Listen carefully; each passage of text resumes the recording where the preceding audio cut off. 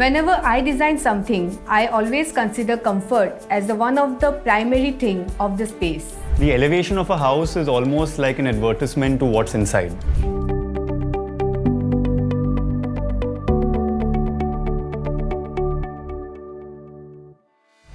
सपनों के घर की बनावट ऐसी होनी चाहिए जो आपके परिवार की जरूरतों को पूरा करें।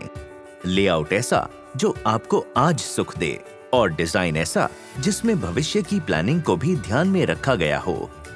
बेडरूम के साइज से लेकर किचन की बनावट तक सब कुछ लेआउट के अंदर पहले से ही तय किया जाता है ताकि आप अपने घर में कंफर्टेबल महसूस करें, इसी एहसास को हकीकत में तब्दील कर सकें। इसीलिए हम आपके लिए लेकर आए हैं एक खास सीरीज न्यूवोको प्रेजेंट्स घर बनाओ अपना, अ न्यूज़ 18 इनिशिएटिव।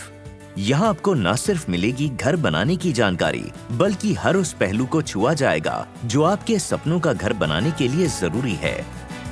आपके घर की बाहरी और अंदरूनी बनावट कैसी होनी चाहिए, इसका भी रखना पड़ता है बेहद ख्याल। घर के लेआउट का डिजाइन यानी आपका घर बन जाने के बाद कैसा दिखेगा, उस प्लानिंग को नक्शों पर उतारना पड़ता है, जिसकी घर बनाने में बहुत बड़ी अहमियत है। So the layout is basically a 2D drawing which shows the entrance, how the entrance is, then how do you enter into your living room, bedroom, kitchen, the entire floor area. Design development is the next step once the layout is finalized. Layout finalization is very, very important. Once the layout is finalized, then architect jump onto the design development. Now, how this design development happens is your 2D drawing takes a shape of 3D. So how the elevation of the entire house is going to look like, how the internal areas are going to look like, how the staircase will go up. The walkthrough is very conveniently possible. It's very much normal practice these days in everywhere industry. जब बात होती है आपके सपनों के घर के layout की, तब ध्यान में रखना जरूरी होता है कि आपके घर की हर जगह और हर कोना उचित अनुपात और आकार का होना चाहिए। तभी आपका घर बनेगा न केवल सुंदर, पर रहने के लिए उपयुक्त भी। I think when you're working on smaller individual houses, it's very important to understand how to maximize the plot or what the requirements for the client is. When it comes to proportion of spaces, there are many ways to approach it. The easiest way to sort of get a mathematical ratio is to apply the golden ratio. I think just as a very simple example would be that if you're in a very narrow room which is extremely tall, you're going to feel little uncomfortable, in a certain way, versus being in a more perfectly proportioned room which makes you feel more relaxed. Simple things like room proportions can psychologically make you feel better, which make you sort of perform better in that space.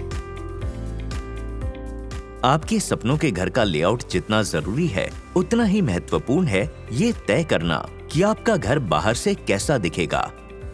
घर के आगे और पीछे का हिस्सा और उसके किनारों को कैसे बनाएं, ये भी डिजाइन एलिमेंट का पार्ट है। The elevation is how your building looks, frankly. It does not depict the inner strength of the building, but it could have a particular style. Like somebody could say that I want my building to look maybe some retro style. Somebody would say look like a Victorian bungalow. Somebody could say I want some Roman elements added to it. Somebody would say I want exposed brickwork. Somebody would come and say that yes, I want routine old type of tiles to be put on the roof. So all these are the choice of the owners, and again the geometry and the scale of all these factors should be complementing the type of the structure. Normally an elevation is just a cladding. It is something you add on to it. It has mostly cosmetic appeal, you can say. It does not in any way contribute to the strength of the building.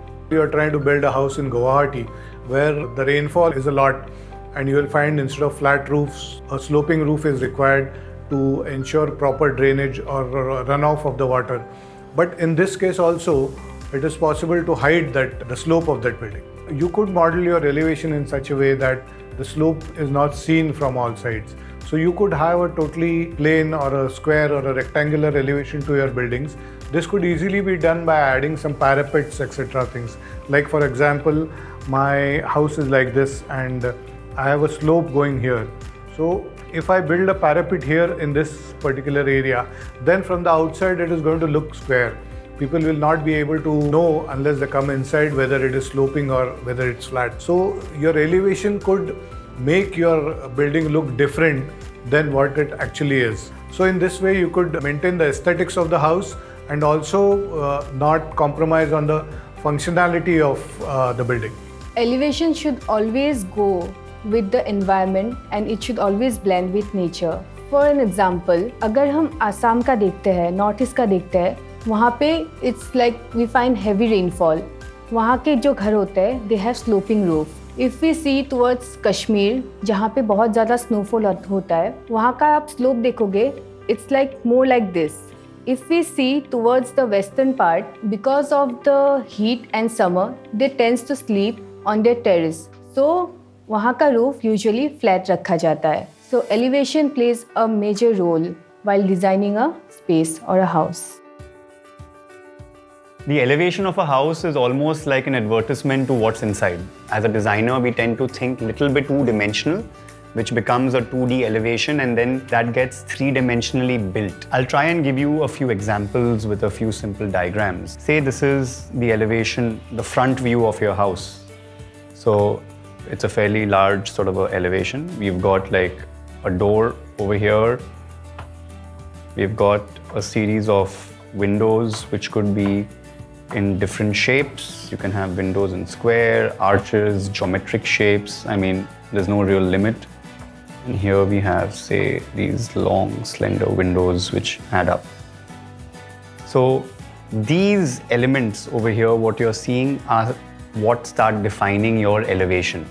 And these can respond to the design style that you need. There are so many other aspects in this. Like say, for example, there's a lot of sun that comes on this side of the house. We're going to try and add a chhaja over here to sort of like reduce that. You're going to try and add maybe a screen like a jali, what you see in a lot of traditional Indian havelis, you know. These jalis were actually very functional from a climatological aspect beyond design. So a lot of these features, they come together and they define your elevation.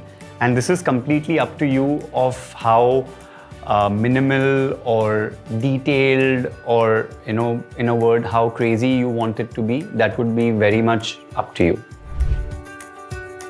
अपने सपनों के घर को बनाते समय आपको layout और elevation का अंदाजा तो हो गया होगा, लेकिन इस प्लानिंग को पेपर पर लॉक करने से पहले इसको बनाने के दौरान कुछ और मुख्य चीजों को भी ध्यान में रखना अनिवार्य है, जो थोड़ी टेक्निकल हैं। There are conditions on the plot also which he needs to understand while taking forward for a construction. Now let me give you an example. There is a plot of land which the person wants to construct upon.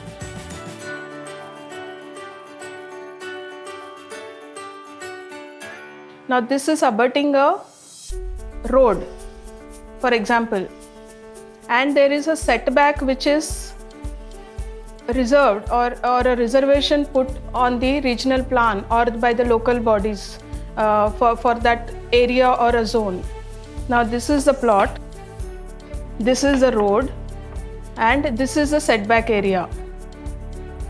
Now a person needs to be aware that when there is a setback area, that area can be called to be surrendered by the government anytime in future. So when construction plans are put up, this setback area has to be taken into consideration, and construction cannot happen onto the setback area. The person should be aware of what is the boundary line for starting the project construction. And in suppose the FS and FAR calculations also depend upon this kind of a setback area. So while there are balconies or anything which are proposed in the project which may be jutting out beyond the boundary line, a person needs to know what are the consequences of such construction. The trend many times becomes that people try to avoid some columns or try to pick lesser columns. This is what we call as lesser redundancy in the structure. Redundancy is like when you have adequate number of columns. To take an example, when I am having 5 columns and there is an earthquake and one of the columns there fails, so there I have only 4 remaining columns, and if they are not adequately interconnected also, you will find that these remaining columns will not be able to help in picking up the structure or holding it stable.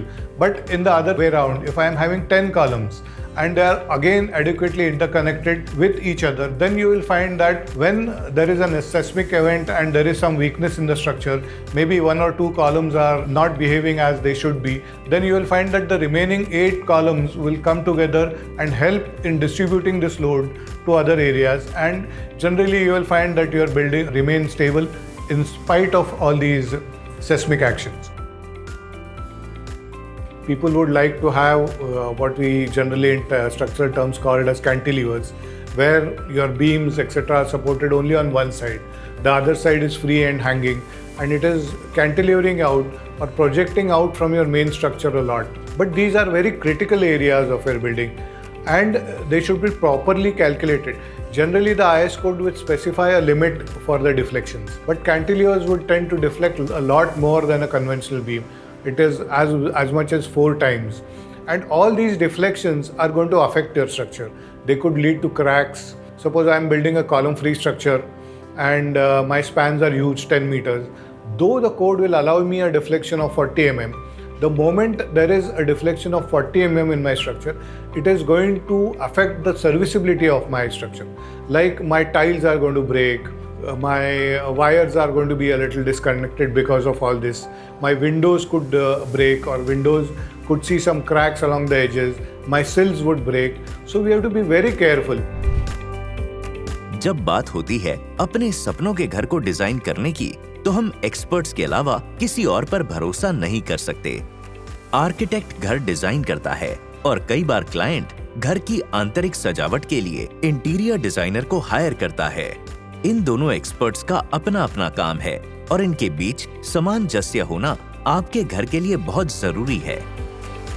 Whenever I design something, I always consider comfort as the one of the primary thing of the space. Interior designing for me is combination of comfort, culture and functionality of a space which blends with the architecture to provide a aesthetically beautiful area to live in. It also depends on the client and the requirement of the client, as well the material, the geography, the topography, climate, everything. Once you enter your space, enter the bedroom or the living space, you just want to relax, sit down and just be comfortable over the area. So that is comfort in the interior designing is. For example, if you're going for a very Indian ethnic look, a lot of the detailing that you're going to use in your house, by detailing I mean like say a water fountain, or the way your landscape features are done, the way you've got your window detailing, the jalis in the house, they will all be features which are following a certain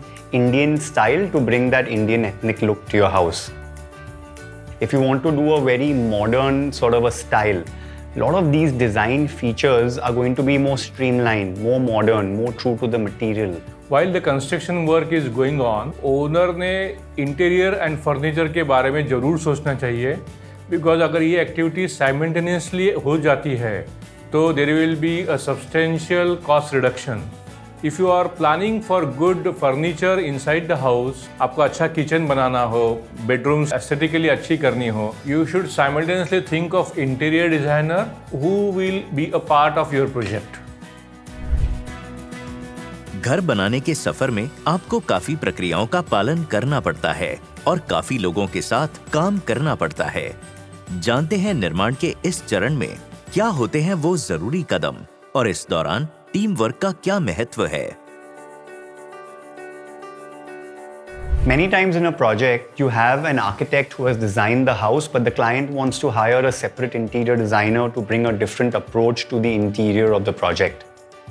There are multiple ways to approach such projects. Usually the architect and the interior designer, they tend to have a few meetings jointly with the client to understand what was the concept used by the architect on basis of which he's designed the whole look of the project. And that includes all the wall surfaces, the elevations of the house, the volumes inside the house. Once that is sort of understood and what common mutual style has to be followed, the interior designer would try and reflect either the language of the house, which is shown in the elevations, the features like the balconies, the windows, they have certain design styles to them. They would be reflected with the interior of the house through the materials and the way the interior design process is done. While doing the layout of the project or the plot itself, there has to be an adherence to the local building bylaws as also the development regulations. Building bylaws are issued in every area by every planning authority or the local body in the particular area or the region. आप construction जब करते हो तो architect basically who is responsible for main structure designing, then interior designer who is into planning of all fixed furniture inside the house, and contractor who is going to execute all the two activities together. There should be a proper teamwork between these three. अब तक हमने बात की आपके सपनों के घर की बाहरी संरचना की और उससे जुड़ी प्रक्रियाओं की। ब्रेक के बाद जानेंगे कुछ और बातें जो आपके घर को बनाएगा बहुउपयोगी और रखेगा सुरक्षित और सुंदर भी।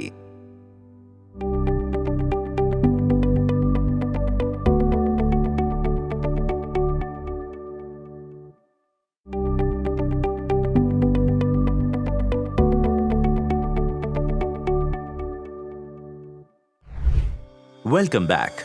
आपके सपनों का घर बनाने की ढेर सारी प्रक्रियाओं के बारे में अब आप जान चुके होंगे।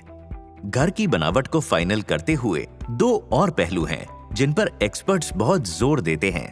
पहला है आपके घर तक पहुंचने वाली रोड और उसका साइज, और दूसरा है मुख्य द्वार की बनावट। Every plot has to have an access road. अगर आपने गेटेड कम्युनिटी में लिया प्लॉट तो वहाँ पे बाय डिफॉल्ट आपके प्लॉट तक एक वेल ऑर्गेनाइज्ड रोड रहेगा ही रहेगा। अपार्ट फ्रॉम दैट, अगर आपने कहीं आउटस्कर्ट्स में कहीं दूर जगह पे प्लॉट लिया, नॉर्मली वहाँ पर भी road is always defined. Gates are probably the first thing that you or your visitor would interact with when entering a property. Apart from the security or safety aspect of having a gate, there are multiple ways you can approach the gate design. Usually when you want to show a very grand entrance, the gate is the first thing where it starts from. If it is very well landscaped, mixed with plants. Also important to know that the gate should be very well lit because a lot of people are going to sort of access the home post sunset. So the gate has to have that important feature. घर न सिर्फ सुंदर होना चाहिए बल्कि उसका उपयोगी होना भी उतना ही जरूरी है। आजकल के मॉडर्न डिजाइनिंग में आर्किटेक्ट्स और इंजीनियर्स इसका पूरा ख्याल रखते हैं ताकि मकान सिर्फ प्लॉट पर खड़ी बिल्डिंग ना लगे। I think when you're sort of designing your house from scratch, it's very important to make sure your living requirements are taken care of, your lifestyle is taken care of.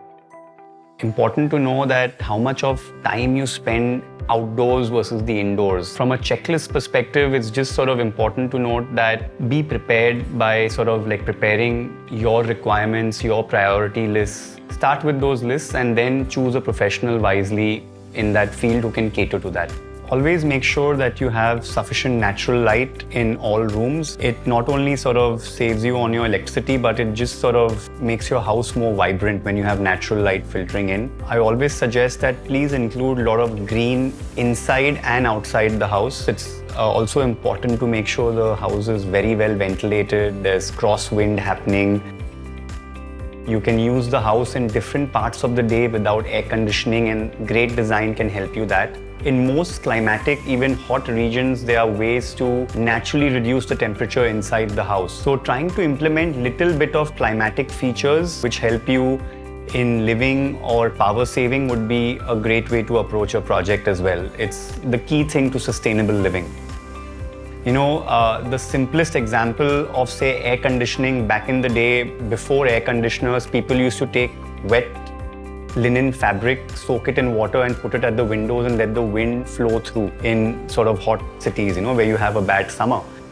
People used to make screens out of khas, what is used to make sharbat, you know, and that had a very strong cooling effect.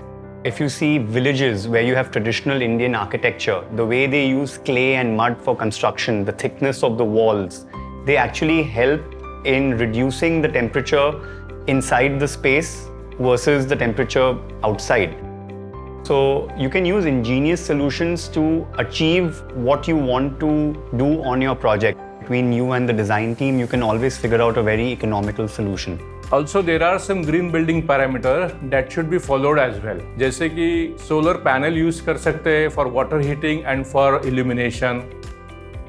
Secondly, you must use rainwater harvesting technology so that groundwater table will be increased. Then vermicompost is also a method wherein you can use wet garbage and you can prepare a manure at home which can be used for a garden.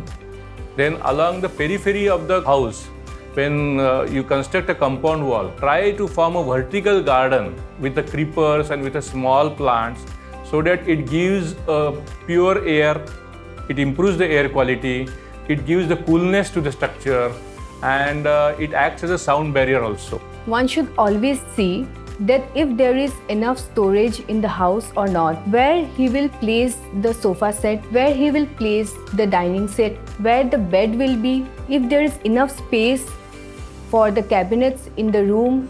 अगर हम bed और cabinets पास place कर रहे हैं तो वहाँ का दरवाज़ा ओपन हो रहा है कि नहीं. So these are the basic things one should consider while getting a space. अपने सपनों के घर का मनचाहा डिजाइन करने के दौरान उसे बनाने की लागत और बजट के बारे में नहीं भूलना चाहिए. आपको निश्चित रूप से इसकी योजना बनानी चाहिए. प्रोजेक्ट कॉस्ट जो रहती है किसी भी घर की, किसी भी प्रोजेक्ट की, मेनली 3 फैक्टर्स पे डिपेंड करती है. Number 1 cost of cement, number 2 cost of steel and number 3 cost of flooring tiles जिसको हम बोलते हैं. बाकी जो रहते हैं factors like raw material like bricks, sand, plumbing material, electrical material, they carry weightage but to little lesser extent. So सबसे important ये 3 चीज़ों का ध्यान रखें और इसके ऊपर पूरे प्रोजेक्ट कॉस्ट डिपेंड करता है. Usually owner should take interest in selection of the material because ultimately he is going to stay in his house. So कौन सा मटेरियल लेना चाहिए, क्या कलर के टाइल्स होने चाहिए, ये सारों में अगर वो इंटरेस्ट ले, कंट्रैक्टर के साथ में जाके सिलेक्ट करे तो it is always beneficial for the owner. As far as possible, do not compromise on cost because it is a lifetime project. So do not compromise on cost, get the best material from the market and use it for your home. Architect जब drawing issue करता है तो आपको family के साथ में बैठ के अपनी नीड समझ के वो ड्राइंग्स को फ्रीज करना बहुत जरूरी है ताकि बाद में बार बार रीवर्क या चेंजेस न करना पड़े. घर के डिजाइन, बनावट और लेआउट के बारे में सोचना थोड़ा सा मुश्किल तो है, पर उससे भी ज्यादा मुश्किल है इन सब चीजों के बारे में ना सोचना. घर बनाने का सफर हर एक के जीवन में आता है और उस समय धैर्य और संयम से काम लेना अनुकूल और अनिवार्य है. इसी के साथ हम आपसे आज विदा लेते हैं. अगले शो में बात होगी आपके घर को हर मौसम और चुनौतियों के लिए तैयार करने की. घर बनाओ अपना की हमारी इस खास सीरीज में आज बस इतना ही.